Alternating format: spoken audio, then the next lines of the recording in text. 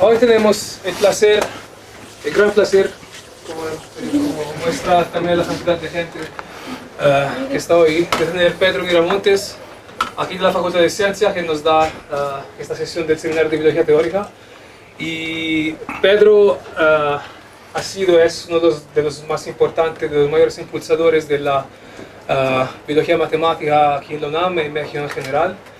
Y su archivo cuenta con 4 libros y unas trentenas de artículos de investigación con difusión internacional. Y, digamos, científicos buenos, creo que hay muchos, pero científicos buenos que también son buenos divulgadores, la verdad hay poco. Y Pedro tiene ambas características, entonces, si no lo han hecho, les aconsejo de leer un libro que pueden descargar gratuitamente las páginas de Pedro sin ir por medios ilegales, que se llama Ríos de Tiempo y Agua, que está disponible en su página, lo pueden bajar. Para mí sigue siendo una de las mejores lecturas de divulgación que he leído, tanto por los contenidos como por el estilo en el cual ha escrito. Es muy divertido y a veces provocador, entonces si no lo han hecho, les aconsejo de echarle un ojo. Y la charla que nos dará hoy efectivamente no es una charla, digamos, técnica, no va a ser una charla sobre su investigación, todavía no por lo menos, sino una charla de divulgación sobre un tema súper importante, que se está volviendo de más y más importante, que son las redes neuronales profundas. Y ¿me he perdido algo? Te sobro. Entonces, les dejo a Pedro y me siento en el piso. Buenas tardes a todos y muchas gracias por estar aquí. Efectivamente no es una charla técnica, es una historia personal. Les quiero contar una historia personal porque me tocó estar en el lugar adecuado, en el momento adecuado, cuando muchos de los fundamentos de lo que hoy se llama Machine Learning fueron apenas establecidos. Les estoy hablando de hace una treintena de años. Sí, entonces les quiero contar esa historia y les quiero contar un proyecto de investigación que en su debido momento le voy a dar crédito a la otra persona que pretendimos hacer juntos, pero que nunca hemos llevado a cabo, y como no vemos para cuándo, es un proyecto que el que quiera lo agarra, sin compromiso. No tenemos nada publicado sobre el tema, entonces si alguien lo quiere agarrar, lo puede agarrar al nivel que quiera. El tema de la charla, yo creo que va a ser, el título de la charla va a ser más claro un poquito más adelante.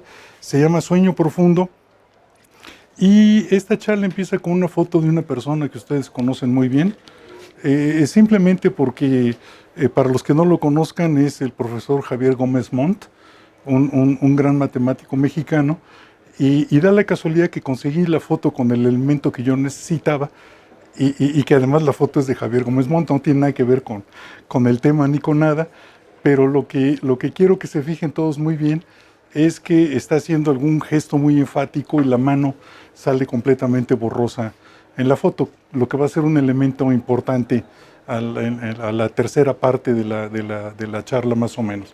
Entonces acuérdense de la foto, aunque la voy a poner más adelante, de una vez fíjenla en la memoria y vamos arrancándonos.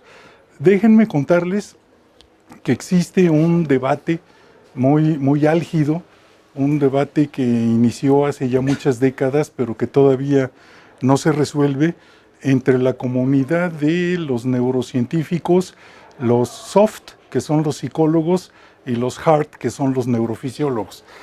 Este debate se refiere, ¿verdad?, se origina más bien, se motiva por un accidente que tuvo este señor cuando era obrero del tendido del ferrocarril en Pensilvania, en Estados Unidos. Él con una barreta hacía agujeros donde después tenía que colocar cargas de dinamita que hacían explotar, y después venían otras gentes a llevarse el escombro y así poder abrir los claros para hacer el tendido de las vías del ferrocarril. En una de las ocasiones se le olvidó que ya estaban los cartuchos de dinamita en el agujero, y cuando le dio el golpe con la barreta salió como proyectil, le atravesó. Esta es una caricatura de un periódico de la época, ¿verdad? Le entró por aquí y salió por la parte de acá, interesando todo el lóbulo frontal. Por allá salió a 300 metros la barreta y le dejó un daño considerable.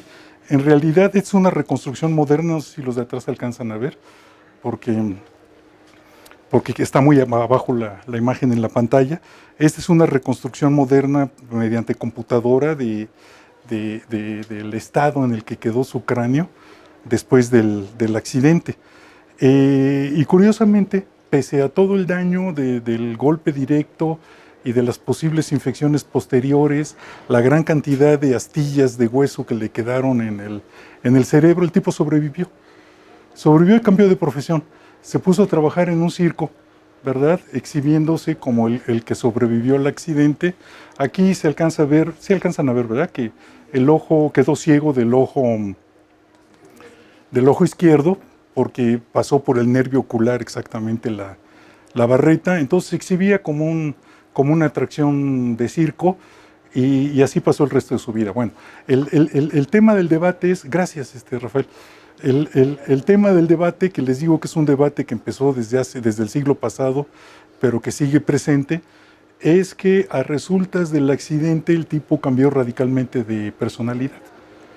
Antes del accidente era un tipo responsable, trabajador, buen creyente, iba a misa todos los domingos, vivía con su madre, a la cual respetaba mucho y demás. Y luego del accidente se volvió majadero, pendenciero. ¿Cómo va la canción? Pendenciero, majadero y jugador. No me acuerdo. Borracho y jugador. Sí, y el debate es si cambió por los daños orgánicos, por la parte de cerebro que fue lastimada por el accidente, o si cambió de personalidad por cambiar de medio, del medio de trabajo obrero al trabajo circense. Entonces hay argumentos a favor de uno, hay argumentos a favor del otro, pero esos son los dos extremos duros, ¿verdad? Posiblemente la verdad que en algún lugar en medio, posiblemente tenga que ver la pérdida de tejido cerebral, pero también tenga que ver el nuevo ambiente en el cual desarrolló el resto de su vida. Entonces es hardware contra software, como determinante de la conducta. Bueno, el problema, para dar una respuesta definitiva a este debate, es que por cuestiones éticas no se puede hacer experimentación con humanos. Porque a uno se le ocurriría, pues vamos experimentando, agarramos un fulano, le quitamos el lóbulo frontal, le dañamos el nervio ocular y vamos a ver si después se volvió borracho, pendenciero y jugador, o si siguió siendo una persona responsable, respetuosa y demás. Pero como un caso no basta, n igual a 1, habría que hacer no se puede hacer con humanos la reproducción del experimento. Entonces, y ese es un problema que se tiene en muchas áreas de la medicina, no solamente en la neurociencia, también en la endinocrinología, ¿qué? Lo de las hormonas, todo eso, ¿verdad? No se puede experimentar con humanos, y ese es un problema serio. Bueno, ahí quedaba el debate hasta que... Pero es un debate que trasciende al hecho en sí, porque ya que estamos centrados en eso, nos preguntamos que qué tanto influye entonces el cerebro en la conducta, pero el cerebro, y cuando digo cerebro es nada más para que nos figuremos lo que consideramos que es el órgano central del sistema nervioso central. En realidad debería de decir sistema nervioso central, ¿ok? Entonces de aquí en adelante cerebro igual a sistema nervioso central, porque se ha visto que posiblemente tengamos nosotros almacenaje de memoria, posiblemente también en la médula espinal. Entonces, ya decir que solo el cerebro es el que se encarga de todas esas labores, quizás nos deja un poquito cortos. El cerebro también es el lugar de la imaginación y de otro problema que no se resuelve todavía hoy en día, que es el problema del origen de la conciencia. No se ha podido resolver, no se ha podido dilucidar cuál es el origen de la conciencia, pero las bases científicas para el estudio del origen de la conciencia corresponden ni más ni menos a este cuate, cuya fama y cuyo premio Nobel se deben a otra investigación. A todos les suena el nombre de Francis Crick como uno de los codescubridores de la estructura tridimensional del DNA. ¿Estamos? Este y el Watson, ¿verdad? Bueno, Francis Crick en algún momento se fastidió de la biología molecular y derivó su investigación hasta su muerte acerca del origen de la conciencia. Justamente, cuando él anunció que se iba a dedicar al origen de la conciencia, también se armó todo un gran debate y se levantó tremenda polvadera, porque hay gente que, siendo científicos, afirman que el problema del origen de la conciencia está fuera del alcance de la ciencia. Tiene sus argumentos.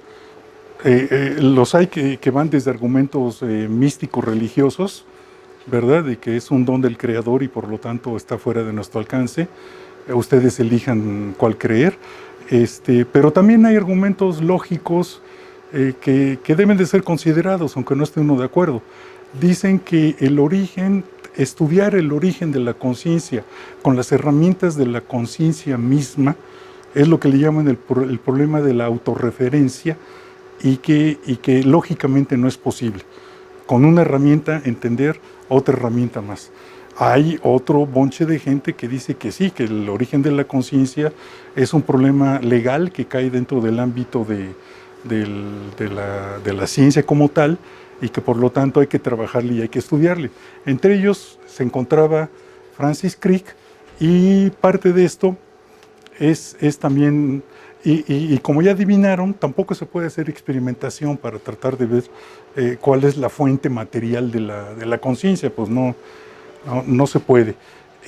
La cuestión está en que Francis Crick adicionalmente, y si me da tiempo al final de la charla les platico un poco acerca de esto, Francis Crick es el autor de una teoría de los sueños que podrá ser buena, regular o mala, como toda teoría científica, pero al menos está sujeta al escrutinio de la comunidad para que la comunidad pruebe que es verdadera o demuestre que es falsa.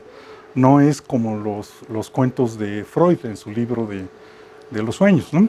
Lo de Freud es una narrativa muy atractiva, pero no es comprobable. Por lo tanto, no cae dentro del ámbito de la ciencia. Y pues de los sueños, que les cuento de los sueños? Sueños famosos, hay muchos. El que más me tiene apantallado fue el Ramanujan, que si no han visto la película de Ramanujan, no la vean porque es malísima, ¿verdad? Soñó, ¿verdad? Que esta era una expresión para el recíproco de pi. Pues yo digo, este cuate cenaba quesadillas de Huitlacoche, ¿no? Porque para soñar esto, exactamente esto, hay que estar gruesísimo de veras, ¿no? Que 1 entre raíz de pi es 2 raíz de 2 sobre 98,01 por la suma infinita, la serie que además es convergente de todo aquello. Sueños famosos, el del químico Kekulé, que en sueños descubrió la molécula cíclica del benceno. El sueño de Jacob, que viene en la Biblia, que soñaba cuál es la escalera que lleva al reino de los cielos, y esta que es muy mal utilizada porque se utiliza para atacar a la ciencia, que es de Francisco Goya, que dice que el sueño de la razón, es decir, la razón es la herramienta con la que trabajamos todos los que estamos aquí todos los días, ¿verdad? Produce monstruos. Así se llama el grabado. Bueno, entonces sueños, conciencia, el debate de los psicólogos contra los neurofisiólogos acerca del comportamiento del tipo que se clavó la barreta. En el fondo, ¿verdad? Pues todo tiene que ver con el sistema nervioso central, cuyas componentes son las neuronas. Las neuronas, busquémosle histológicamente al cerebro, al sistema nervioso central, y hay diferentes tipos de neuronas, pero todas son neuronas y todas tienen las mismas características. Una idea que ha motivado mucho a los científicos desde que se inventaron las computadoras digitales es establecer paralelismos entre cerebro y neuronas. Entonces hay paralelismos que van en el sentido de vamos a ver quién gana, el cerebro o la computadora. Las computadoras de hoy pueden hacer billones de operaciones aritméticas por segundo. Mientras que aquí les digo yo a ustedes 4.399 raíz cúbica, y pues nos va a llevar un buen rato. Es más, yo no me acuerdo de la fórmula de la raíz cúbica, ¿verdad? Entonces gana la computadora, 1-0. Consumo de energía, ya empatamos, porque el cerebro hace todo lo que tiene que hacer con miliwatts de potencia disipada, mientras que una computadora, una laptop gasta de 85 a 150 watts, es decir, 1.000.000 de veces más que el cerebro.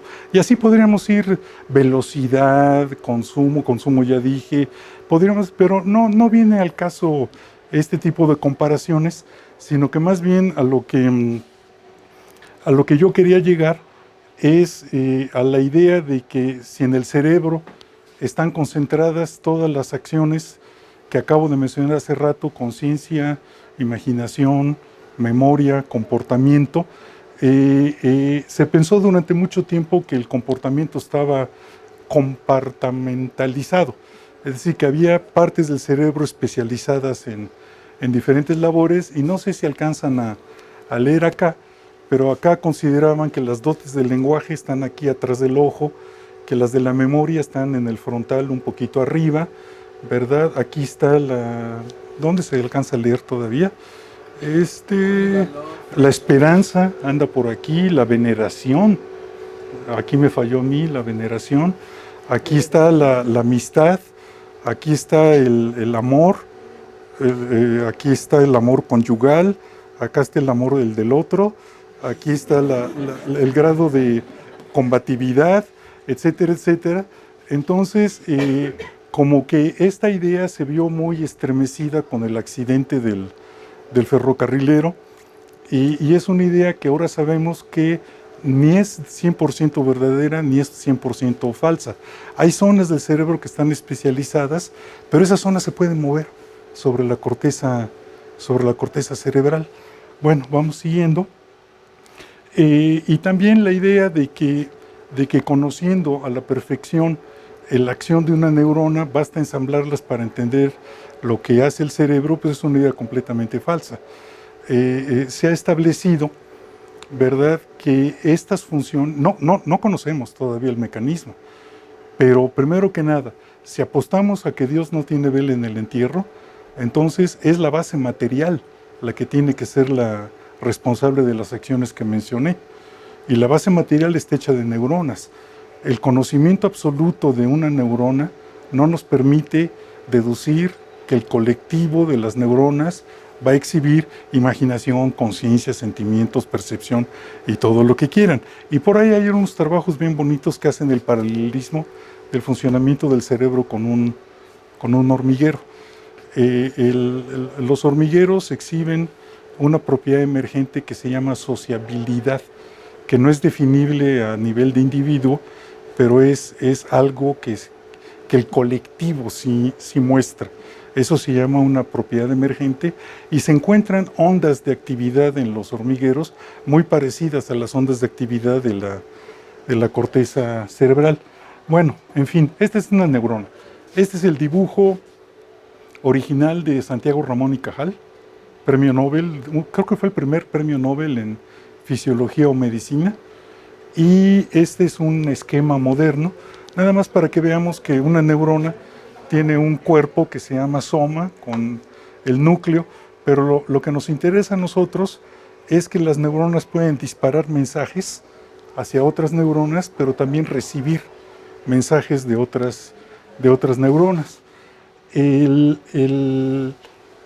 Esto es un dibujo a partir del trabajo, no alcanzan a ver allá, pero lo leo, que se llevó a cabo en los años 50.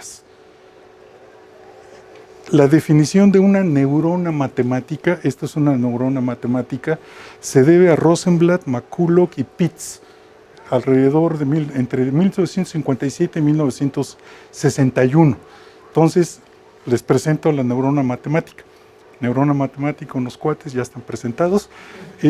La neurona matemática es un integrador de señales discretas. Es muy sencillo. La neurona matemática recibe entradas que son las variables x desde el 1 hasta el n del exterior, que por simplicidad voy a pensar yo que son booleanas, es decir, que las x solamente pueden tener los valores 0 y 1. Esas señales que vienen del exterior se modulan en el canal de entrada que se llama dendrita, se modulan por un peso que se llama peso sináptico, entran al cuerpo neuronal, en la neurona matemática, y aquí tengo que la primera acción es la suma ponderada de los valores de las variables por los pesos. Los pesos pueden ser cualquier número real. Y después necesito una función que me restituya el resultado a los valores booleanos, a los valores 0 y 1. ¿Por qué? Porque la salida YJ de la neurona a su vez va a entrar a otras neuronas, entonces tiene que valer 0 y 1 para que se cumpla la premisa de que la señal es solamente prendido o apagado. ¿De acuerdo? Entonces, pues es un integrador discreto. La parte no lineal viene en la función de corte, que es una función escalón, es la función de Heaviside, ¿sí? 1 para valores positivos, 0 para valores negativos, y esto es esta es la neurona matemática. Entonces, pero lo interesante viene cuando nosotros nos ponemos a pensar que mediante un vector de ceros y unos yo puedo caracterizar objetos, o individuos, o cosas, o lo que ustedes quieran, ¿sí? Simplemente aquí todos los que estamos reunidos, ¿verdad? Decimos, les toca 0 si son hombres, les toca 1 si son mujeres. Cada quien vaya pensando qué vector es. Les toca 0 si son estudiantes de licenciatura, les toca 1 si no. Les toca 1 si son de matemáticas, les toca 0 si no. Entonces, cada que yo introduzco una nueva variable cuya respuesta es booleana, establezco una partición en este conjunto. Es decir, la primera pregunta nos parte en 2 clases ajenas. La segunda pregunta nos parte en 4 clases ajenas. La siguiente en 8, y eso va como potencias de 2. Entonces, le paro cuando ya cada uno de ustedes tenga asignado un vector diferente a todos los demás. ¿Me siguen? Entonces, cada uno de nosotros es un vector de ceros y unos. Si llega, déjenme ver, es que no me quiero entretener demasiado. Se entiende lo que es la neurona matemática. Sí, y una vez que le presento a alguno de ustedes como objeto, ¿verdad? Hace aquí todas sus cuentas y simplemente me regresa un 0 o un 1. Fíjense que ese esquema tan sencillo ya es un clasificador. Y es muy, muy buen clasificador. Vamos a cambiar un poco el ejemplo. Ahora vamos a suponer, ¿verdad?, que los vectores de ceros y unos son pacientes y que nosotros somos los médicos, que la neurona es el médico. Entonces, cuando nosotros vamos con el médico, el interrogatorio del médico es asignarnos un vector de ceros y unos, ¿verdad? Viene Pavel con el médico y el médico le dice, ¿fuma? ¿Sí o no? ¿Eres borracho? No digas mentiras. 0,1, ¿verdad? Sobrepeso, 0,1. Hace ejercicio, 0,1. Trabajo muy estresante, 0,1. Y así, y el médico con su experiencia a esa cadena de ceros y unos, porque para eso estudiaron, dice, este cuate es candidato a una cardiopatía y lo manda al hospital, o lo regresa a su casa y le dice que no se preocupe. ¿Estamos? Bueno, si los pesos sinápticos conocieran la información que tiene el médico, entonces en el momento que yo traigo un paciente como su vector de ceros y unos, 0 me podría decir sano y 1 propenso a la enfermedad. ¿De acuerdo? Entonces esto es un clasificador. Y van a decir ustedes, sí, pero ¿quién nos da estos pesos sinápticos? Aquí viene un aspecto muy importante en la teoría de las redes neuronales artificiales, y es que este modelo matemático es capaz de aprender a partir de la experiencia. ¿Qué quiero decir con eso? Que le digo al médico, le digo, por favor, pásame los expedientes de pacientes que tú sepas que son propensos a una cardiopatía y los expedientes de los que tú crees que están completamente sanos. Entonces lo que yo voy a hacer es hacer un algoritmo de aprendizaje iterativo en el cual escojo estos pesos al azar y le mando el primer paciente. Como este es un proceso determinista, solamente puede salir 0 o 1. Es decir, solamente puede ser que se equivocó o le atinó. Entonces el algoritmo es muy sencillo. Si le atinó, no hago nada. Si se equivocó, modifico los pesos sinápticos hasta que salga la respuesta adecuada. Traigo el segundo expediente del paciente, lo meto acá, nada más sale 0 y 1. Si le atinó, no hago nada. Si se equivocó, ¿qué hacemos? Modificamos los pesos sinápticos hasta que salga la respuesta adecuada. Y entonces, con cada paciente que va pasando, los pesos sinápticos se van ajustando y como que van adquiriendo las características que distinguen, van aprendiendo que los ceros en el vector deben estar en el lugar donde deben de estar y los unos deben de estar donde deben de estar para que los pacientes queden bien clasificados. Hay muchos detalles que estoy dejando pasar, el tamaño de la muestra, la calidad pero si todo sale como debe de ser, llega un paciente externo, alguien que no está en la base de datos, lo meto aquí y como ya aprendió aquí en los pesos a discernir entre sanos y enfermos, ya confío que el resultado va a ser el correcto y que me va a clasificar correctamente a un paciente como enfermo o no. Eso se los conté, hay librotes que se dedican a esta parte de aprendizaje, pero la idea es esa, es que esta neurona elemental aprende a clasificar mediante la experiencia, mediante el aprendizaje, y se vuelven muy buenos clasificadores. De hecho, este esquema tan sencillito, ¿verdad? Antes de contarles este esquema tan sencillito, esto que les platico es el estado de las cosas por 1960 más o menos. Pues resulta que el señor Minsky y el señor Papert sacaron un libro donde decían que ese tipo de cosas no servían para nada, que eran juguetes y que no tenían ninguna trascendencia científica. Lo que fue una desgracia para la ciencia, porque el señor Minsky era lo que en tiempos modernos le llamamos un mandarín de la ciencia. Es decir, un cuate que es bueno para la ciencia, pero que tiene mucho poder político. Los que estén pensando en Saruján no sean mal pensados. Los que estén pensando en Jorge Flores no sean mal pensados. Qué mala onda son, de veras. Alguien que sabe de ciencia, pero que tiene un enorme poder político. Y entonces, como Minsky dijo que esas cosas no servían para nada, se abandonó la investigación. Y van a decir ustedes, ¿pero por qué no le siguieron? Porque en Estados Unidos la investigación depende de los fondos que logran obtener los investigadores. Y si Minsky dijo que no sirve, era como ya el arbitraje para todos los proyectos de investigación que tuvieran que ver con redes de neuronas. No se aprobaban y ahí se acabó el asunto. Ahí se acaba la historia y la historia recomienza hasta una veintena de años después, con la aparición de este libro, que no es un libro, es un libro, pero son 3 volúmenes, que se llama Proceso en paralelo y distribuido, de muchos autores, entre los cuales se cuenta Francis Crick, y que fue recopilado por Rumelhart y otros, y es con este libro que ya adquiere legitimidad como parte de la investigación científica la teoría de las redes de neuronas artificiales. Casi al mismo tiempo hubo un investigador, Senkowski, que diseñó una red, ahorita les cuento, me estoy adelantando, ¿verdad?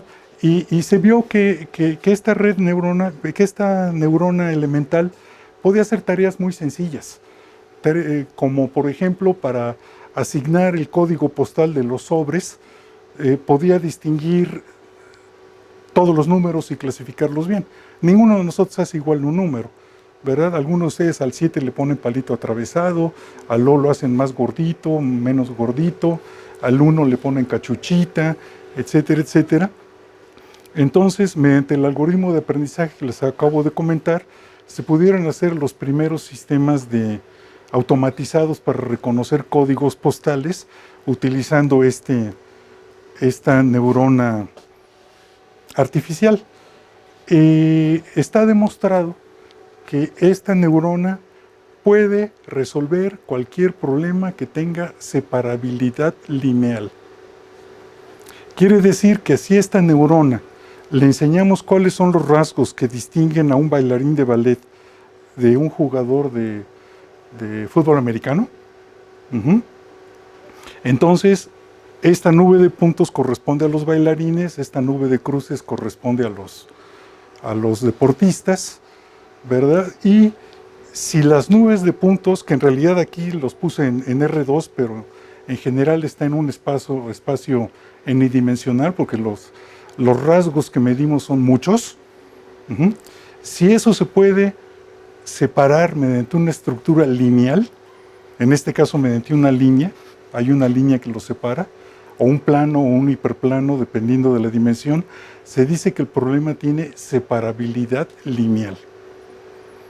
Y lo que está demostrado es que la neurona elemental es capaz de resolver cualquier problema de clasificación en la cual la base de conocimiento, la base de datos que utilizamos para entrenarla, tiene separabilidad lineal. ¿De acuerdo? Bueno, pues qué suave, pero hay problemas que si esta es la clase de objetos A y esta es la clase de objetos B, no se pueden separar mediante una línea. Pero entonces se demostró que no una neurona elemental, sino varias neuronas conectadas entre sí, sí tenían la capacidad de separar mediante poligonales conjuntos de objetos que no tienen separabilidad lineal. Y hay un teorema, ni más ni menos que de Kolmogorov, que se llama el teorema de la aproximación universal de funciones, que dice que a lo más con 3 capas de neuronas conectadas entre sí, yo puedo resolver problemas en las cuales las nubes de los objetos no solamente no son separables linealmente, sino que los conjuntos de objetos ni siquiera son conexos y ni siquiera son convexos. ¿Sí? Es decir, prácticamente cualquier problema se puede resolver cualquier problema de clasificación se puede resolver mediante una red de neuronas con 3 capas. Entonces se pensó que ahí se terminaba la teoría de las redes de neuronas. Sí, pues ya tenemos la herramienta de clasificación universal. Simplemente no uses una neurona. Pon varias capas de neuronas donde la entrada de unas sea la salida de las otras. Acá le presentas el objeto que quieres clasificar y, si Dios quiere, la salida va a ser la correcta. ¿De acuerdo? No importa qué tan complicado sea el conjunto de los objetos en el espacio de representación. ¿Vamos bien? ¿Sí? Bueno.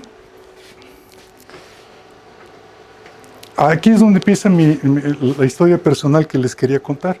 En el año del 88, mi director de tesis doctoral, Germinal Cocho, me mandó a una escuela de verano en el Instituto de Santa Fe, en Nuevo México. Como yo, aunque no tenía doctorado, ya era personal de tiempo completo de aquí, entonces me dieron un trato muy preferente los gringos, diferente al de los estudiantes. A los estudiantes los alojaron en los dormitorios de un college, compartiendo cuarto y baño al final del corredor, y a mí me mandaron una casa hermosísima en la avenida Alameda, en Santa Fe, Nuevo México, que desde mi punto de vista es la ciudad más bonita de Estados Unidos. Es una ciudad con íntegro todo el centro histórico de arquitectura novohispana, colonial y del México independiente.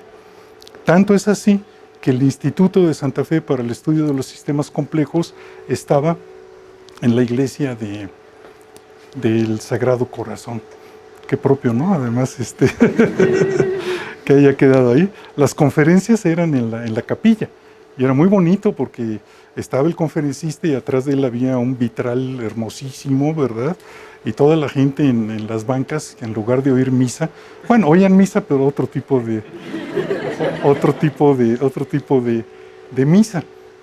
Entonces, pues estaba yo ahí justamente cuando tenía un par de años de publicado el libro de Rumelhart, el que rescata la teoría de las redes de neuronas, y precisamente la escuela de verano a la que fui fue de redes de neuronas. Ahí aprendí todas estas cosas que están resumidas en este diagrama. Aquí hay una capa de entrada, todas estas son neuronas, las rojas, neuronas como las que vimos. Las que tenga acá se llama capa de entrada, y también para mantener el sabor de que todo esto proviene de las neurociencias, se llama la retina, la primera capa. La retina no hace proceso, la retina simplemente muestra al resto de la red las entradas que son las codificaciones de un objeto. Y después pasan por acá, hay conexión exhaustiva de una capa a la otra, y la salida es la codificación del objeto que queremos clasificar. En principio pueden meter cosas muy complicadas. En principio pueden meter aquí como la entrada del 1 al n con n grandísima, la codificación de una imagen. Una imagen la pueden codificar, una imagen es una matriz, en una computadora una imagen es una matriz es una lista de renglones, cada renglón es un vector, peguen todos los renglones para tener un supervector sote, y ese supervector sote lo alimentan aquí a la neurona, y que la salida, si esa foto es una foto de satélite a un tanque de guerra, que la salida sea si es un tanque amigo o es un tanque enemigo. Y ya toman la acción que ustedes quieran. Si es un tanque amigo, le dicen hello. Si es enemigo, le mandan un misil. Y a mí ese ejemplo me choca, porque como si hubiera tanques amigos.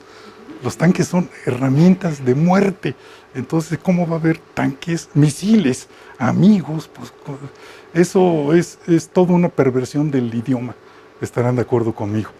Pero aquí está resumido todo. Una vez más, ahora está muchísimo más complicado, porque como no tengo solamente una neurona, yo tengo que modificar los pesos de todas las conexiones sinápticas de cada una de las capas para obtener la salida correcta. Y no se trata de que yo meto un objeto y veo si se equivocó o no se equivocó. Es un problema bien complicado, pero afortunadamente se puede escribir en términos de análisis funcional como un problema de optimización, un problema de encontrar el mínimo de la salida, del conjunto de los objetos de la salida esperada con el conjunto de los objetos de la salida observada. Y como todos los problemas de mínimos, se pueden visualizar mediante un paisaje en el cual lo que yo quiero es encontrar el mínimo en una cuenca de atracción.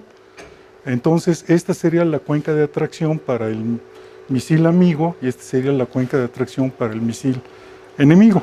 Si la codificación de la fotografía es correcta, entonces cae en esta cuenca de atracción y la predicción es adecuada.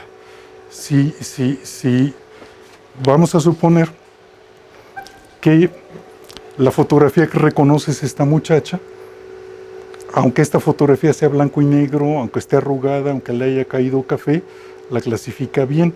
Si quedamos cerca de la línea de la frontera de la cuenca de atracción, nos podemos confundir. Nos podemos confundir y decir, esa foto es de... Ay, no sé cómo se llama la muchacha esta. Emma algo, ¿verdad? Se sacó el Nobel del Oscar hace poquitos años. Entonces, eso pasaría a ustedes mismos, ¿verdad? Ven una foto vieja mía, ¿verdad? Cuando tenía yo el pelo negro, cuando estaba más joven, a lo mejor está blanco y negro, a lo mejor está arrugada, a lo mejor está manchada, pero la probabilidad de que la vean ustedes dicen, es el Pedro, ¿cómo ha cambiado? Quiere decir que está en un punto por acá, pero que le atinaron bien, ¿de acuerdo? Pero si la foto está tantito más maltratada, pueden decir, es Juan, y no es Juan, es Pedro. Entonces, este es un riesgo permanente en el aprendizaje de las redes de de neuronas. Lo bonito del asunto empieza cuando nos damos cuenta que la matriz que resuelve el problema de clasificación no es única. No es única, porque acá está el conjunto de los bailarines de ballet, acá está el conjunto de los jugadores de americano, ¿verdad? Hay muchas soluciones posibles si los conjuntos son separables. Y quiere decir que hay una infinidad de soluciones. Y así es como funciona el cerebro, al menos la memoria. Es decir, no hay una ruta única para que un estímulo se mapee, o se mapee, como quieran decir, en un recuerdo. Y eso es lo que vamos a utilizar un poquito más adelante. A ver, entonces ya existen programas muy sofisticados que usted les da un conjunto de objetos, los árboles, y que no tenemos que darles el vector de ceros y unos, sino que tienen algoritmos que se llaman de extracción de características. Y entonces ya les arman sus vectores. ¿Con qué? Con las variables que sirven para distinguir los árboles de los perros. Y también les arma su vector de características de lo que tienen en común los perros y que los hace diferentes de los árboles. Ese software, afortunadamente, ya anda por allí y se puede conseguir, y se pueden entrenar redes de neuronas con más capas que las que se podían antes, porque antes estábamos anclados por el teorema de Kolmogorov. Decíamos, ¿para qué más de 3 si con 3 basta? Pero no solamente eso, sino que el trabajo computacional para entrenar una red de neuronas para unos 60,000 objetos, cada uno de los cuales está caracterizado por unas 200 variables, era un trabajo súper intensísimo, y las computadoras de aquel entonces no daban para tanto. Hoy en día ya tenemos cómputo paralelo, ya tenemos cómputo paralelo masivo, ya tenemos cómputo en redes, ¿cómo se llaman estas? En tarjetas con procesadores gráficos, y a la hora de quitarle el impedimento de poder extender el número de capas intermedias, a esa nueva filosofía se le llama el aprendizaje profundo.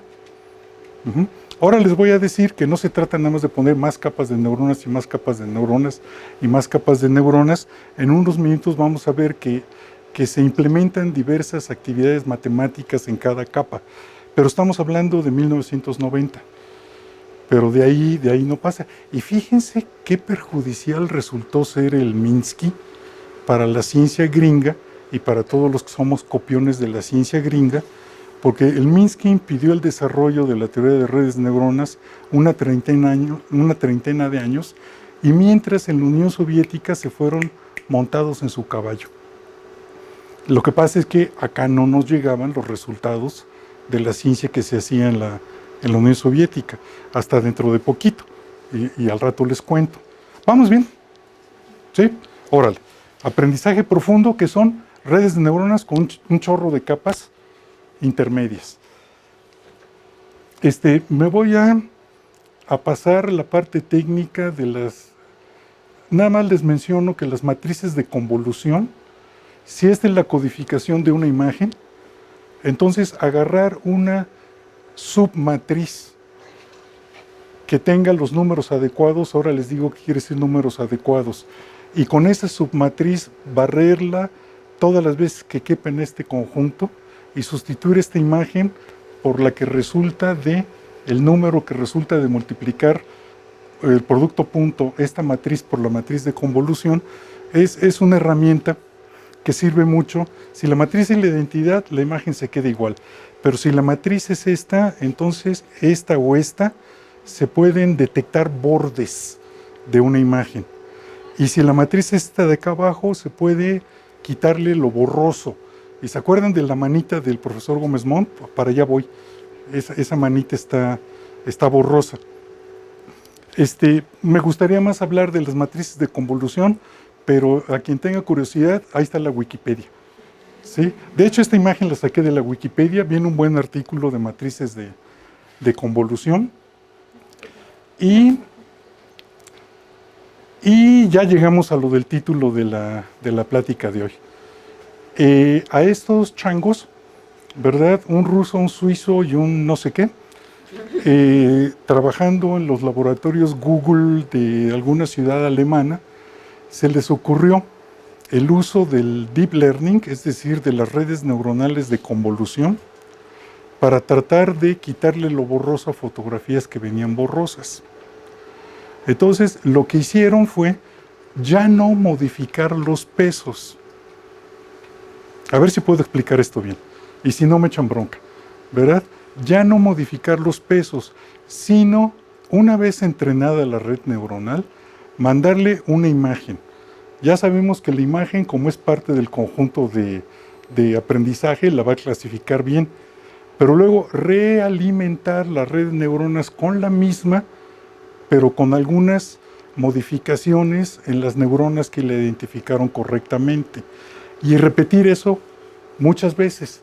Entonces ellos llegaron a la conclusión de que esto iba a servir para cosas borrosas como la mano del profesor Gómez Montt, que ya las fuera identificando con otras manos que tuviera en su base de conocimiento y que se fuera cada vez afinando, hasta que una foto borrosa se volviera una foto.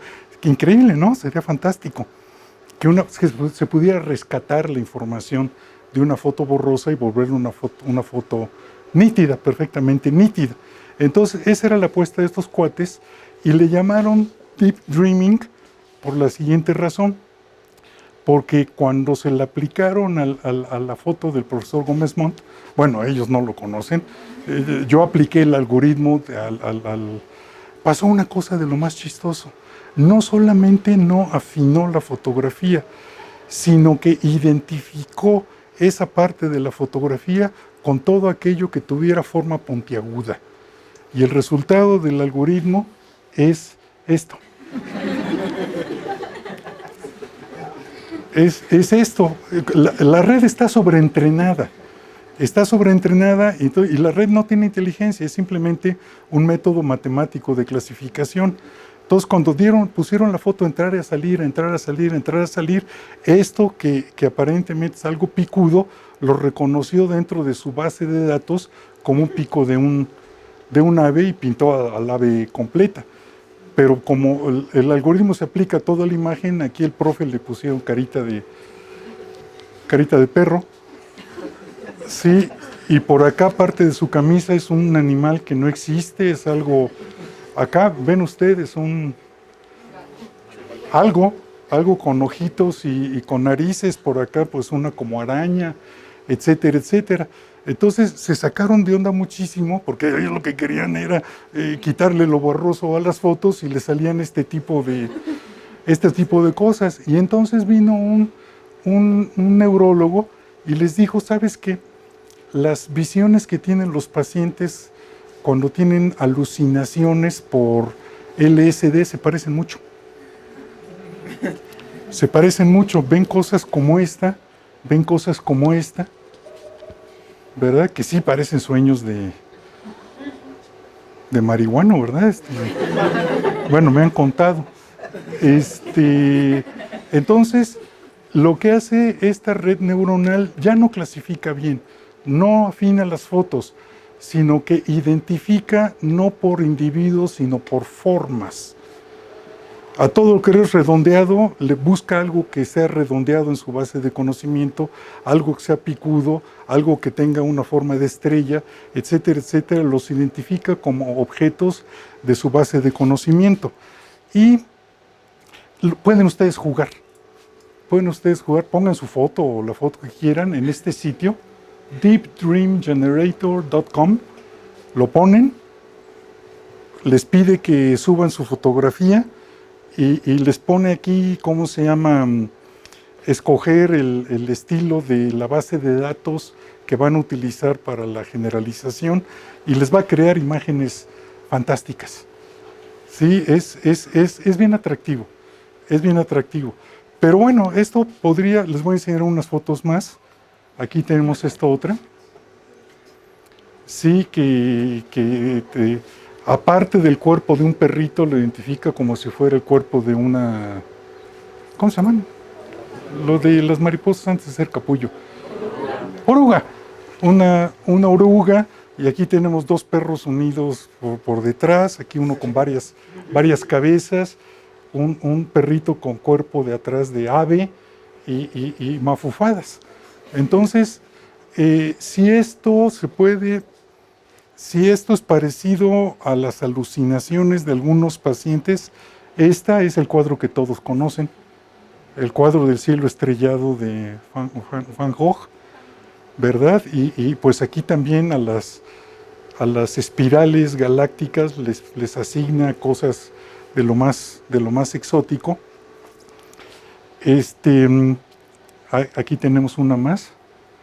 Jueguenle ahí en el internet, pongan sus fotos suyas, la de sus amigos, la de objetos que quieran que vean que sería la materia prima de una alucine.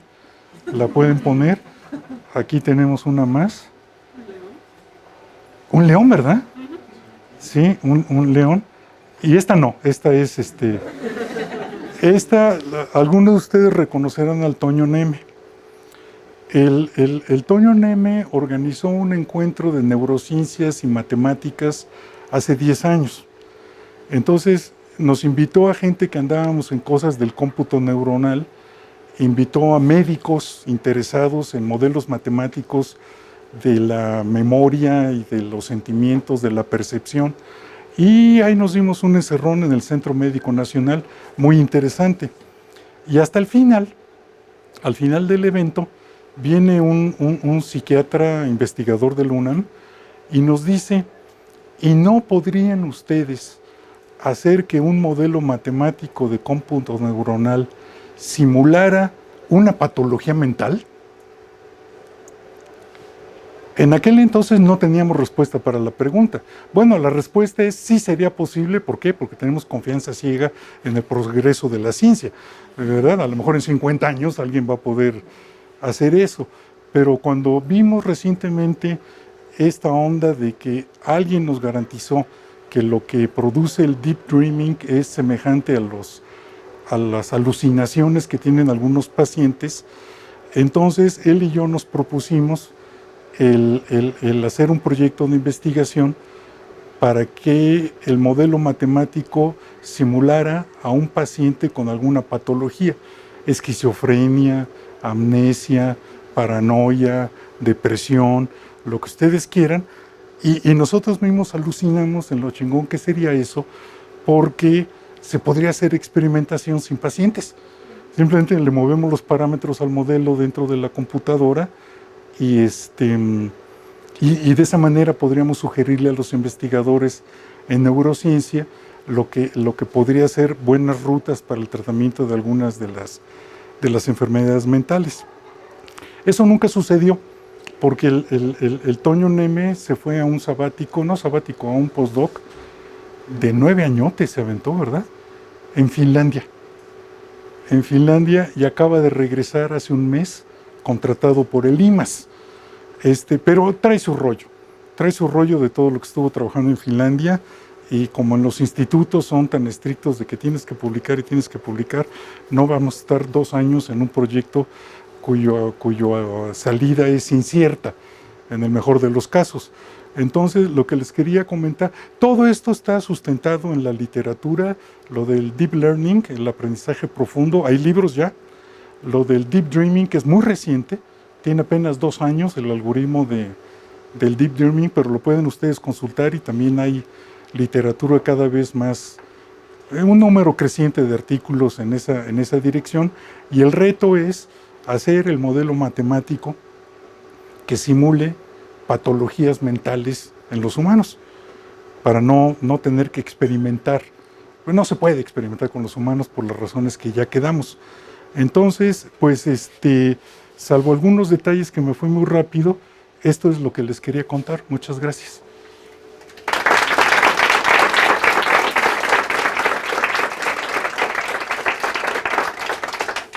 Tenemos unos 15 minutos para preguntas, discusiones. ¿O quién levanta la mano que dice yo le entro al... tú le entras al proyecto? No. Quería preguntarte, en la salida hay una especie de sesgo, porque de la infinidad de formas que pueden salir, muchas son animales. Sí. La cosa es que puedo simplificar. Sí, lo que pasa es que en el algoritmo tú escoges cuál va a ser la base de conocimiento que vas a utilizar.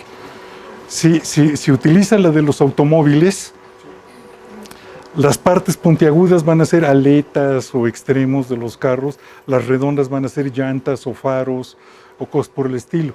Si escoges las de los árboles, la parte picuda va a ser extremos de ramas. Entonces coges la base de conocimiento de las formas primigenias que vas a utilizar. Aquí utilizaron la de los animalitos, pero en la página web que les acabo de mencionar puede uno jugarle con lo que uno quiera. Yo me imaginaría que cuando... Habla más recio. Yo me imaginaría que cuando alguien pues se droga... Se imagina. Que sí es cierto, altera su percepción, pero que las cosas se empiezan a mover, ¿no? Entonces, una pregunta es, bueno, tú con esto puedes crear imágenes, pero puedes como reproducir algún video y en realidad... Lo tengo. No lo traje porque la computadora de aquí es Windows y no sirve con archivos .flb, pero lo pueden ustedes bajar del YouTube. En el YouTube pónganle Deep Dreaming o Deep Dream en el YouTube y viene una fiesta en una disco con este algoritmo. Y ese sí que es el alucine total y completo. Porque están las chavas bailando y también tienen cara de periquitos y también tienen... ¿Se deforman así o Sí. se preservan? No, algunos, mientras estén en la cuenca de atracción, algunos siguen manteniendo la figura, pero luego se cambia de cuenca de atracción y cambia completamente de forma. Uh-huh. Yo a lo mejor sí le entro a tu proyecto, necesito cambiar de aires. Pero pregunta, ¿esto tiene que ver también con, si lo traducimos a las cuencas de atracción, tendría que ver con que son muy puntiagudas y las fronteras entre ellas no están bien delimitadas? Porque alguna vez leí que, por ejemplo, lo que llaman salidas espurias tiene que ver justamente con que como que junta dos cuencas de atracción y hace una mezcla extraña entre lo que debería salir entre cada una de ellas. ¿Esto es así algo similar? O sea, No, ese problema subyace porque las cuencas de atracción que presenté yo, donde está la maestra y la actriz, son para sistemas continuos y aquí tenemos sistemas discretos. Entonces las fronteras son como escaloncitos. Sí, y en una de esas es del todo o nada, te caes de aquel lado sin posibilidad de caer del lado bueno. Hay mucha teoría detrás de todo esto, aquí mencioné únicamente lo más relevante, pero sí podría haber eso que de hecho podría ser que un marco teórico para este proyecto fuera el tratar de ver la estabilidad de las cuencas de atracción, porque son cuencas de atracción que no son estáticas. De repente donde había una ya se subió y entonces los objetos se caen a la otra. No es sencillo. Una pregunta, por ejemplo, el objetivo del problema es hacer un modelo matemático para simular enfermedades mentales. Pero por ejemplo, sabemos que un paciente tiene rango de edades, ¿no? Niños, adultos. ¿Cuál sería la base de conocimiento para poder modelar esto? Porque, por ejemplo, nos delimitamos a animales, Sí. cosas móviles, pero cuando una base de conocimientos es muy vasta, entonces, ¿cuáles serían las limitantes matemáticas para poder establecer el mínimo de conocimientos para que pudiese hacer el modelo? Esa es parte del proyecto mismo. Lo que tenemos son las herramientas y andamos como un martillo en busca de un clavo. Sí, existen las herramientas de extracción automática de rasgos. Es decir, que si tú tienes tu lista de pacientes y le midieron edad, le midieron antecedentes médicos, contenido de la glucosa en la sangre, todo lo que se les ocurra a los médicos medir, entonces lo más probable es que tengas muchos rasgos que no son relevantes al problema. Y sin embargo esa cantidad de rasgos va a complicar muchísimo las cuentas del entrenamiento, pero ya hay algoritmos muy padres, se llaman reducción de la universalidad. Sí, que te dicen, tú estás midiendo 800 variables, córtale, porque con 350 clasificas bien a tus objetos. De eso ya existen los algoritmos. Lo que no sabemos por dónde empezar, más bien, el primer paso lo tiene que dar el especialista que conoce el fenómeno. Los que sí saben cómo caracterizar esas enfermedades. Entonces son ellos. El proyecto no lo podemos hacer Toño, Neme y yo. El proyecto tiene que venir acompañado de un equipo de neurobiólogos, de neurofisiólogos o de médicos psiquiatras, ¿verdad? Para hacerlo. Pero fíjate que los primeros modelos, los de Rumelhart y demás, pretendían ser un modelo matemático del cerebro. Ya después se vio que no, que las redes neuronales, tal como las presenté, están muy lejos todavía de ser un modelo matemático del cerebro. Y sin embargo ya son un modelo matemático de algunos rasgos importantes del cerebro, como memoria. Ya redes de neuronas se utiliza todos los días. En su telefonito ya tienen una red neuronal que reconoce la voz de ustedes, que reconoce la huella digital de ustedes. Como modelos de memoria ya se usan en todos lados. Pero como modelos matemáticos de funciones cognitivas, de percepción, y ya no digamos de tristeza, de sentimientos, del amor, que eso le cuelga todavía. Eso le cuelga todavía y estamos fregados, porque en las patologías mentales los médicos nos van a poder decir cómo caracterizar, pero hacer una computadora enamorada, eso está mucho más complicado, ¿no? Bueno, me pareció muy interesante la forma en la que quieren representar las enfermedades. Y se me ocurre, por ejemplo, que siguiendo la premisa que nos dijo de que hay en una red neuronal se sobrecapacita para identificar patrones, surgen unas imágenes así tipo alucinaciones con LSD o otro psicotizante.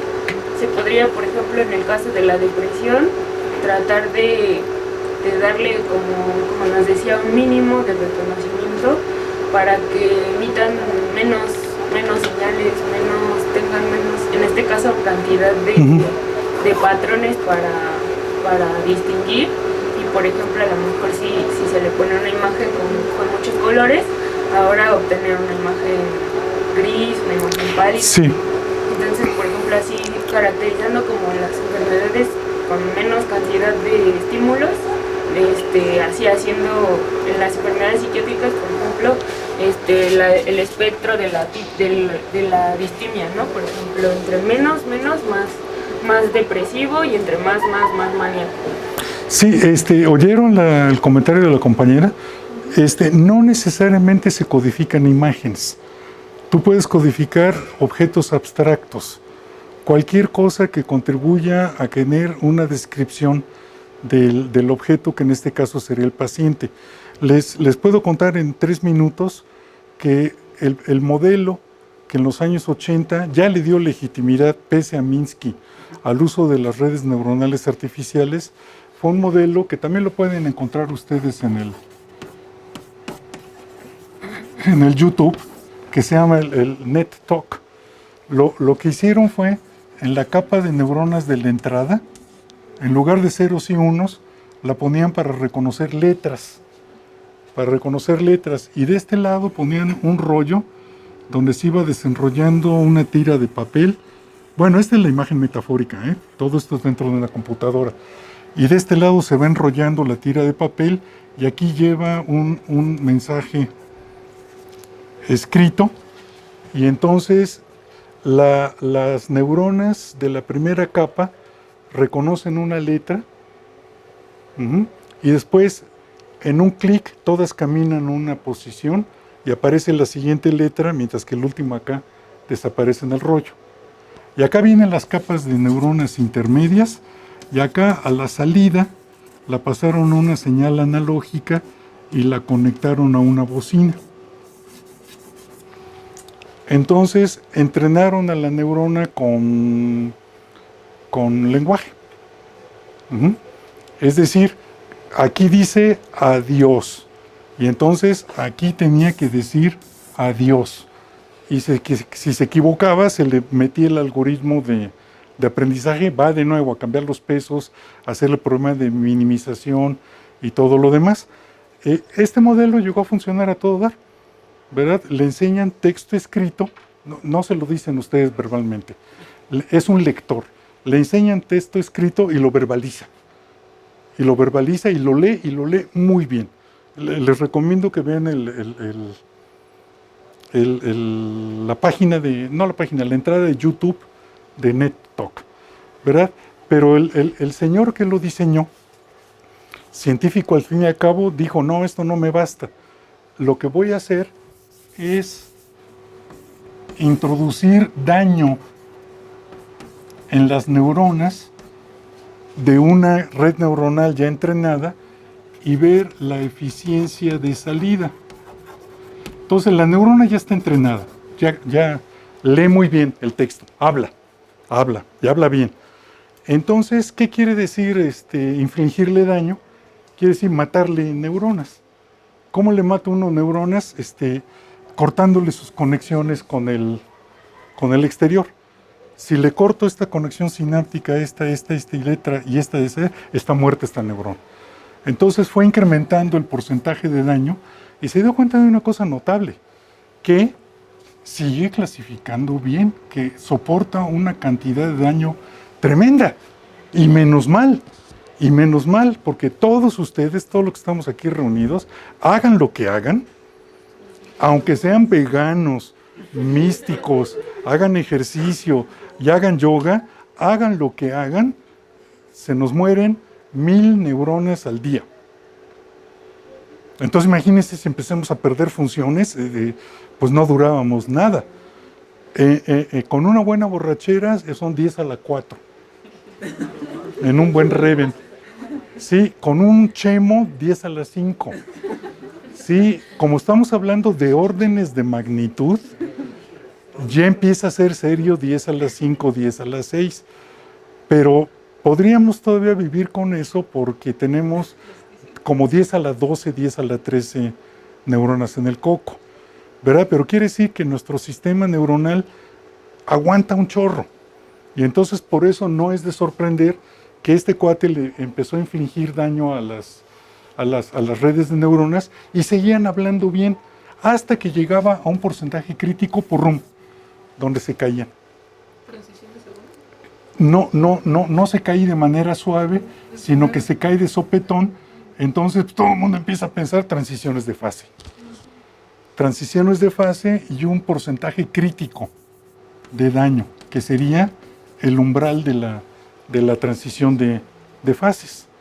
Pero después se puso a ver cuál sería el proceso inverso. De aquí empezar para acá, ir restableciendo conexiones. Y se dio cuenta que en la zona crítica, aquí alrededor del valor crítico, la red neuronal aprendía a hablar, pero aprendía a hablar con los errores que hacen los niños chiquitos cuando están aprendiendo. Es decir, que dicen D en lugar de R, que dicen L en lugar de T. Yo odio a todos mis sobrinitos porque ninguno puede decir mi nombre. Todos me dicen pedo. El tío pedo. Entonces, ese es lo que detectó, que en el camino inverso, cuando empieza a aprender, que es el proceso inverso de la destrucción, los errores que comete son los mismos errores de cuando los niños empiezan a hablar. De ahí se derivó una fuente bien interesante de experimentos, porque aquí en la Facultad de Medicina, Faustino y yo, aquí está Faustino, le dimos clase en el posgrado a una generación de gente muy brillante en la Facultad de Medicina, y ahí había una muchacha que yo no recuerdo su nombre, pero que su proyecto consistía en a los gatos recién nacidos les tapaba los ojos y dejaba pasar 2 meses. A los 2 meses les quitaba el tapón de los ojos y los gatos se quedaban ciegos. Es decir, tenían sano el cristalino, el iris, la retina, pero tenían atrofiado el ducto del nervio óptico. ¿Por qué? Porque en estas etapas del desarrollo es cuando se forman las conexiones. El ir caminando para acá es ir estableciendo las conexiones sinápticas. Y esta muchacha hizo todos los experimentos con un protocolo bien establecido. Tenía su grupo de control de gatos, a los cuales les tapaba un ojo sí y un ojo no, a los cuales les tapaba el ojo un poquito más de tiempo, un poquito menos de tiempo, pero el resultado neto era que si no se establecían a tiempo, además, las conexiones sinápticas, los gatos quedaban ciegos. Y hace poquito salió un programa bien interesante en la televisión, no es cierto, se publicó en el Scientific American, de un gringo pero de ancestros de la India, que es el primer muchacho postdoc que obtiene un grant multimillonario de los Institutos Nacionales de la Salud de Estados Unidos, porque su proyecto era juntar un chorro de lana, irse a la India. En la India hay regiones en las cuales hay una prevalencia enorme de ceguera a edad temprana. Es decir, por razones ambientales y por razones genéticas, los chavitos desde los 5 o 6 años o más jóvenes les dan cataratas. Y entonces su proyecto era muy encomiable. Era vámonos a la India y vamos a ofrecer las cirugías de reparación de cataratas a todos los chavitos. Se dio cuenta de una cosa que lo descorazonó, pero si hubiera leído estos artículos se hubiera dado cuenta, y es que cuando ya estaban muy mayorcitos, aunque los operaba, quedaban ciegos. Quedaban ciegos o podían distinguir formas, pero no clasificarlas. O podían distinguir formas, pero no aprender la noción de profundidad. O diversos problemas, mientras que a los que operaban entre más chavitos, recuperaban la vista perfectamente bien. Entonces, hoy se sabe que el proceso de aprendizaje de una red neuronal sí es una buena analogía con el proceso de conexión sináptica en la etapa embrionaria y en la edad temprana de los chavos. Por eso que los médicos recomiendan que a los niños chiquitos les pongan móviles, una sonajita que se mueve y que los carguen para que se sangoloteen y todo esto y lo otro para que hagan bien sus conexiones neuronales en el coco. Pero este experimento, el NetTalk, que hizo el señor Sekowski, es un cuate gringo pero polaco, ¿verdad? A todo mundo le apantalló tanto el resultado del NetTalk, que ese fue el regreso de las redes neuronales pese al señor Minsky. Pese al señor Minsky, pero le estoy hablando ya de los años 80 y tantos. O sea que la teoría de las redes neuronales artificiales pues tendrá cuando mucho unas 4 décadas. ¿Sí? Pero ahorita está durísimo. Y yo los invito a ustedes que se mantengan informados porque utilizaron redes neuronales artificiales para poder manipular el sentido del voto en las elecciones del Brexit y en las elecciones de Trump. Aquí no lo hicieron, aquí contrataron a la compañía. La compañía se llama Cambridge Analytica, pero no les llegaron al precio. ¿Sí? Entonces lo que hicieron fue el PRI. Firmó un convenio con Cambridge Analytica, no para influir en el sentido del voto, sino para lo que les alcanzó es para que esa firma se comprometiera a no firmar contrato con ninguno de los otros partidos. Entonces, las redes neuronales artificiales son súper útiles en la medicina, en la industria, en la tecnología. La teoría matemática detrás de todo esto es apasionante, de veras, créanmelo. Es análisis funcional de categoría y no jaladas, ¿verdad? Pero también, como toda herramienta científica, se vende al mejor postor. Entonces, el que tiene dinero para hacer un programa, lo venden y lo venden muy caro. Y dicen, pues yo te voy a vender un programa para influir a través del Facebook y del Twitter en el sentido del voto de la gente. Se puede hacer, ya depende de... Pero yo opino que una obligación que tenemos nosotros no es volvernos todos expertos en teoría de redes neuronales artificiales, pero al menos estar consciente de que estas cosas existen y de cuáles son los alcances y las limitaciones de este tipo de modelos. Yo me clavé mucho esto hace como unos 20 años, ya no trabajo en esto, pero si alguien le interesara clavarse en este tipo de cosas, pues a mí sí me gustaría meter la cuchara. Pues yo creo que ya muchas gracias, ¿eh?